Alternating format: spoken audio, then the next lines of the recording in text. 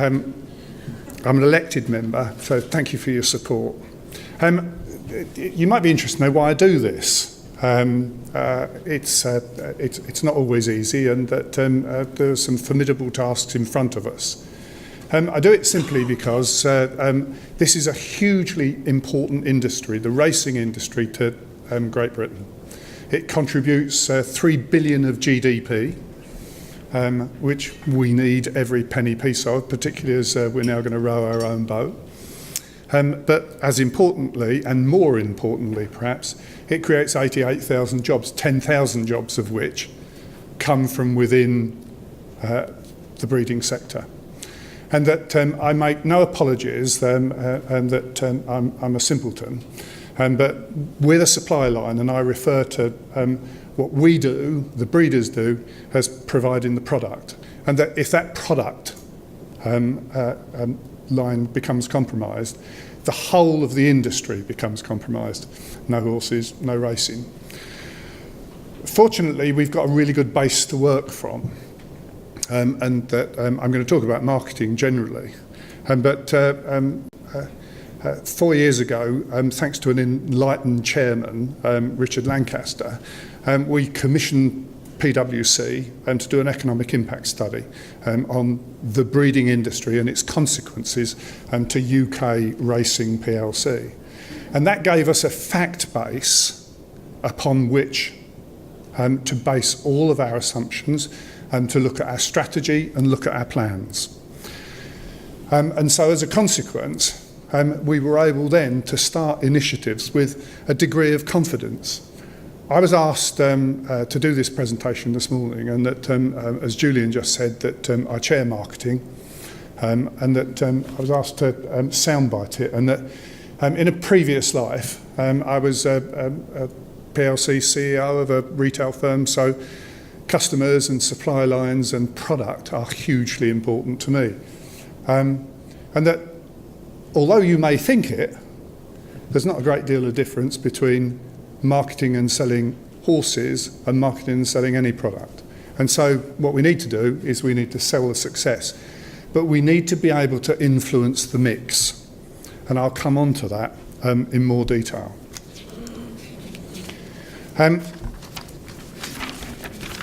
My remit, as far as marketing is concerned, is to promote and develop an environment for a robust and sustainable industry.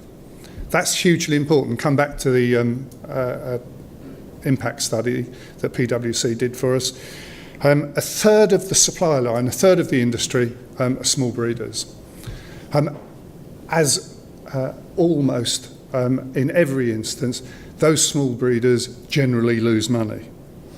The supply base relies upon those. We produce about 4,500, 5,000 foals a year in the UK, and we need 10,000 a year to keep the racing product supply line going.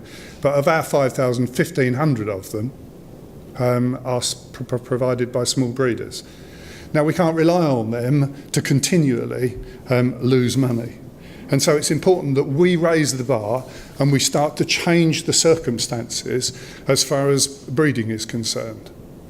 And that as a consequence of that, marketing becomes very important. I look at marketing in lots of ways. Some people just regard marketing as advertising. It's not. It absolutely isn't. There are so many different ways. Marketing is advertising in some part, but it's promotion in many part, and that the best advertising is positive PR, and persuasion is also important. People think racing promotes itself. Well, maybe it does and maybe it doesn't. We're the second biggest spectator sport in the UK, but we absolutely need to get out there on the front foot and demonstrate that this is a great British product, that we are a world leader, and that we have an industry to be proud of. But it's not perfect by any stretch of the imagination, as you all know. So again, I come back to this thing that we need an ability to influence the mix. And that ability is the ability to change perceptions about certain parts of the industry. Fillies, for example, and I'll come on to that in a minute. Stayers are another example, and that I suspect that marketing is going to become a very core and essential part of making sure that we develop our industry upon the right lines with fillies and mares right at the heart of it. It's critical to the long-term industry. They're absolutely the bedrock of the industry. And we need to sell fillies at better prices. If we could do that, if we could change the market as far as fillies are concerned and improve their value by 20, 25%, and that doesn't seem unattainable. No, I'm not going to do it next week. No, we're not going to do it next year. But maybe with a concentrated education programme over 5 years, we'll get there. I'm going to tell you some things shortly about one of our campaigns, and I would be delighted to know at lunchtime if any of you didn't know some of the facts that I'm going to relate to you. We need a sustainable national hunt breeding industry. It is madness for an industry that has 40% of its turnover in one particular section, national hunt racing, if we don't have a sustainable population of our own. We rely on 2 other countries to produce our product, and that can't be right. No retailer on earth would be that reliant. And so that we've got to change perceptions there as well. Again, you know, is it going to happen overnight? Of course it's not going to happen overnight. But a journey begins with small steps. We also need, and this is a bit more influence in the mix, to promote stayers. It's quite clear that this is an important part of the racing tapestry. It's absolutely clear that as a spectator part of the game, that people love stayers, the racing public loves stayers. That what we can't do is allow ourselves to go the way of other countries, Australia for example, and have our staying blood disappear altogether. So this is something hugely important as far as the TBA is concerned. So these are the programmes and campaigns that we're working on at the moment. This filly can, and I'm going to deal with them all in a little bit more detail. MOPS, which is the National Hunt Mare Owners Scheme, a stayers working group to deal with the issues that I've just referred to. Small breeders races, fillies and mares race series, which Julian alluded to, and I'm going to just touch on those again. We've got the opportunity with Thoroughbred Owner and Breeder, which I'm the board representative director on Thoroughbred Owner and Breeder, to make changes as far as that magazine is concerned, to make sure that it becomes and continues to have a significant voice, but also promotes and markets the British Thoroughbred. And we need to be able, at all times, and to be able to react to matters current and relevant, and that sometimes we have to make those matters current and relevant. So let me deal with some of these campaigns in a little bit more detail. This Filly Can is all about raising an awareness of the value of racing fillies. If we can do that, then there will be a change in the value of fillies. It's a limited campaign. We spent 25,000 quid on it last year, and we're spending 25,000 quid on it this year. I hope that you will have seen our logo, the green. I hope you'll have picked up a coffee cup every now and again. There's only a certain amount that we can do with 25,000 quid, but I think that we're gaining traction, and I think that we're making some progress. Again, Rome wasn't built overnight. We've got to start somewhere. But did you know that fillies rated 75 plus earn more average prize money than a colt? I didn't. The average prize fund of fillies races is 33% more than open races. There are 695 fillies only races in 2016, and there's 15% more pattern races in 2016. And there's £2.3 million available solely in plus 10 bonuses for fillies. Why wouldn't you buy a filly?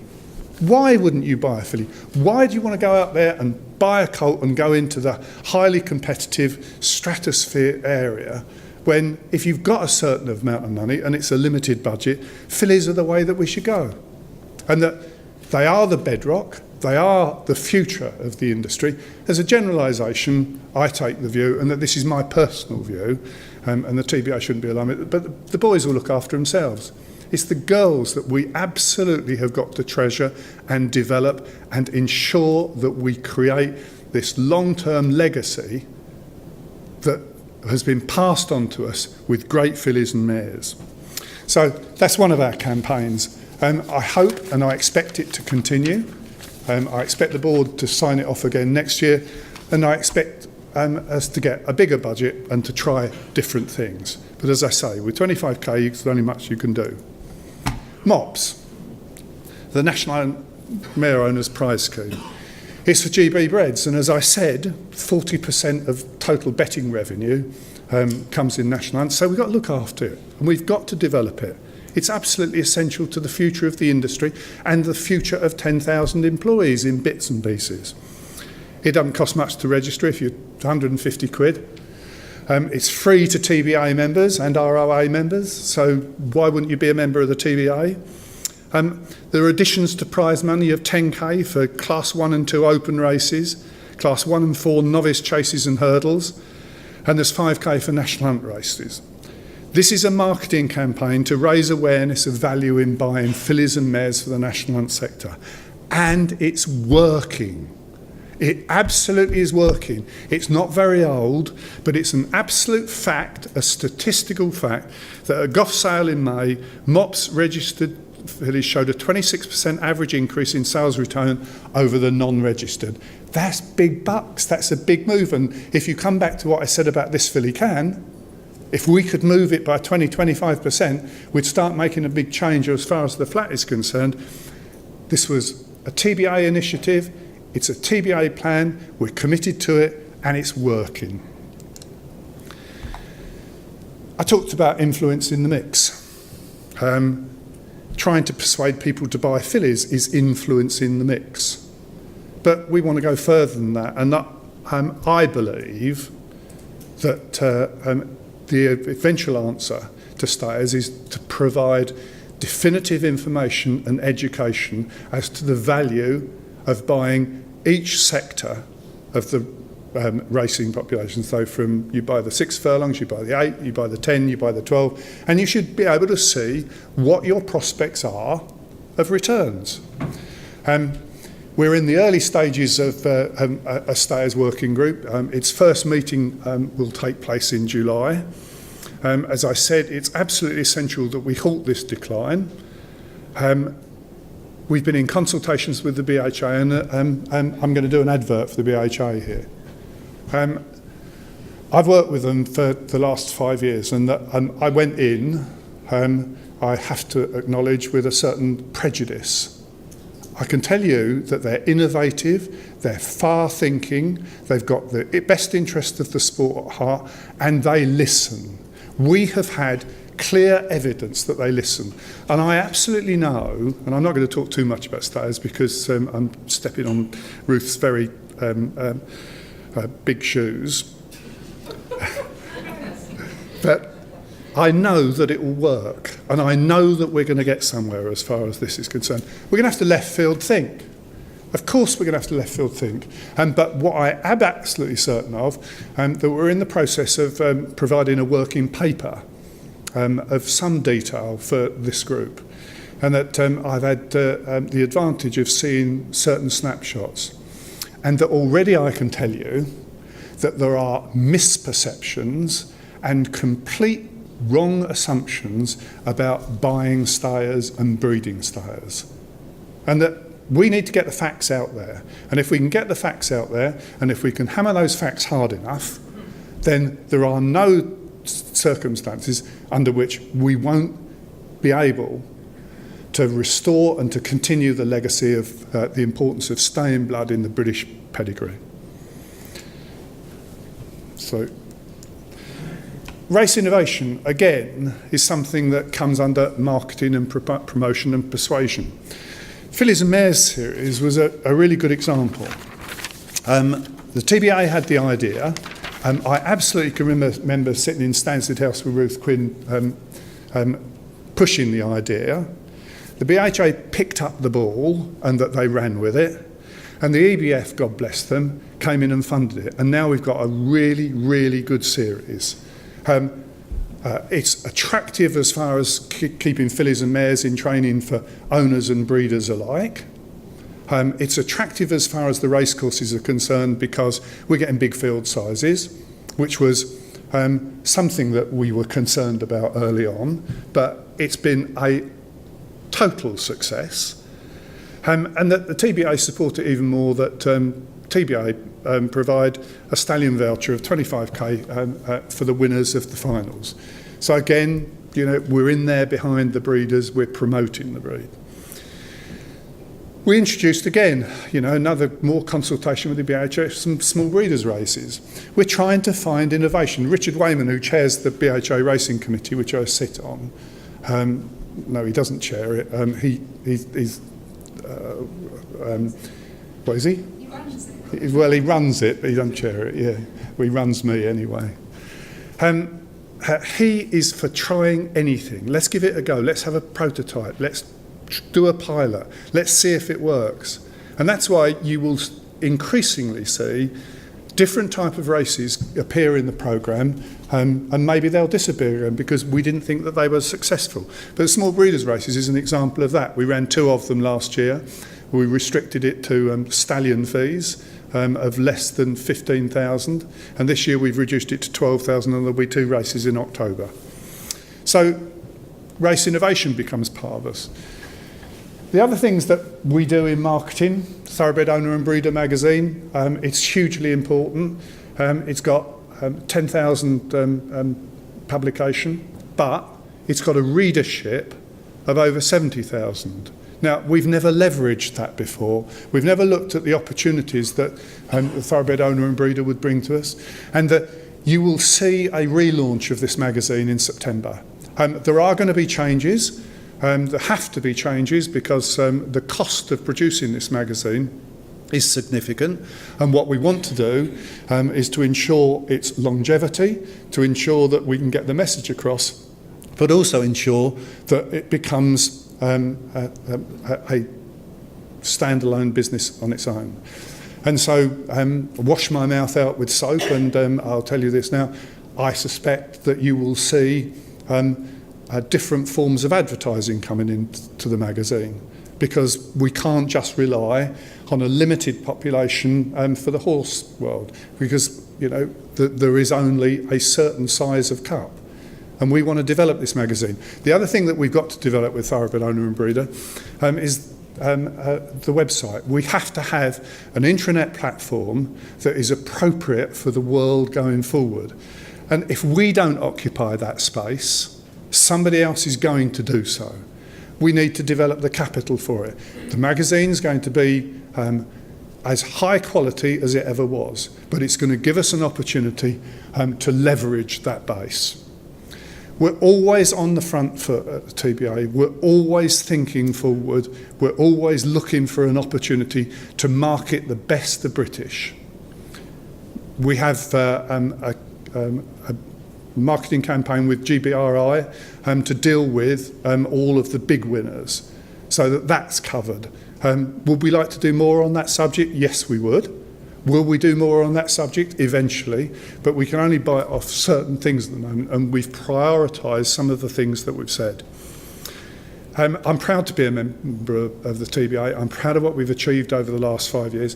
We work for you, with you, and we always have your best interests at heart. And I think that marketing is taking us forward.